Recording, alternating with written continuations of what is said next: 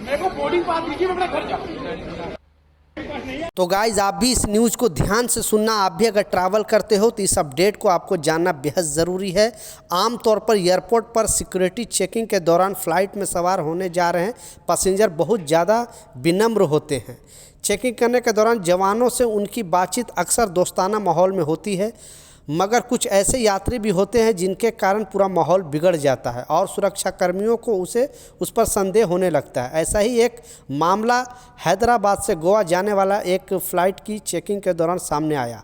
गोवा जाने वाले हैदराबाद की एक युवती ने गुरुवार दोपहर राजीव गांधी इंटरनेशनल एयरपोर्ट पर हड़कंप मचा दिया। सुरक्षा जांच के दौरान उसने सुरक्षा कर्मियों से कहा कि उसकी जांच इस तरह की जा रही है कि उसके पास बम है।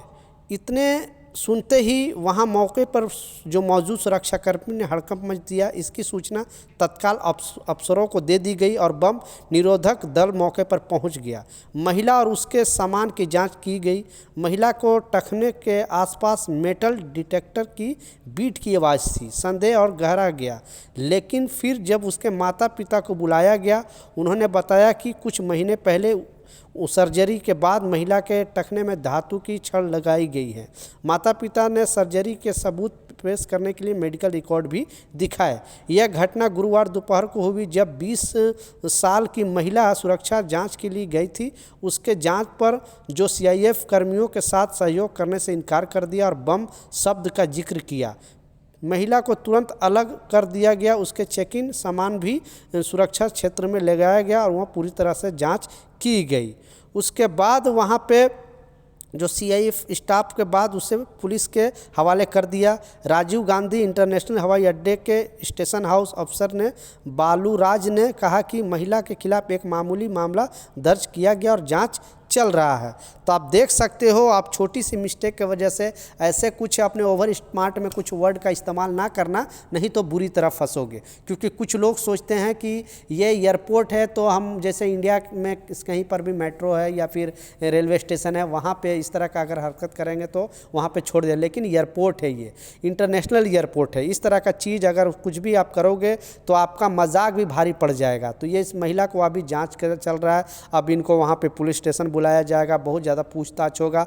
मतलब ये मुसीबत में पड़ गई है एक थोड़ी सी गुस्सा की वजह से, क्योंकि सुरक्षा कर्मी का काम है सही से चेक करना और आपका सुरक्षा के लिए ही वो लोग चेक करते हैं। तो आप कभी भी आपके साथ अगर चेकिंग किया जा रहा है तो आप उनको सहयोग किया करें, आप उनसे बदतमीजी से बात नहीं किया कीजिए। पहला।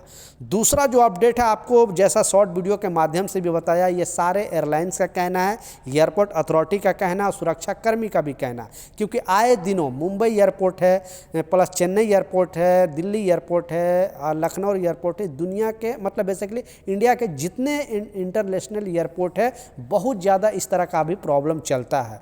क्योंकि इंटरनेशनल अगर आप ट्रैवल करते हो तो आपको बताया जाता है कि कम से कम आपको 3 घंटा पहले एयरपोर्ट पहुंचना चाहिए, तब सारा काम आपका आराम से हो जाएगा।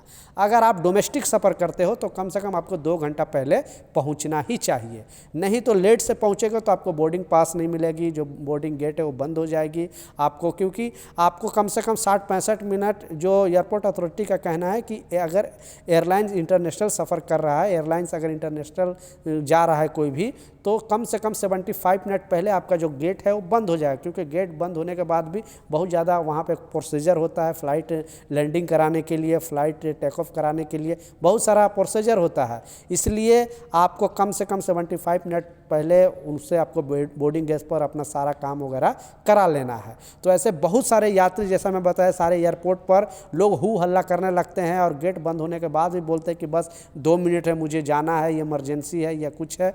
कुछ भी आप बहाना बनाओगे तो वहाँ पे आपका सुना नहीं जाएगा।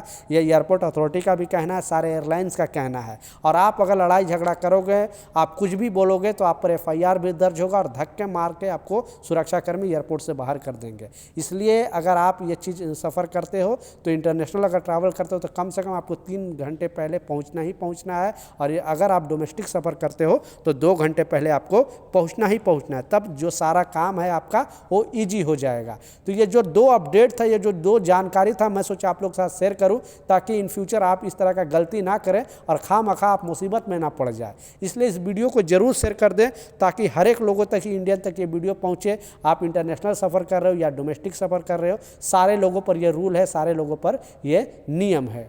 तो मिलता हूं नए अपडेट के साथ, नई जानकारी लेकर। जब तक जय हिंद।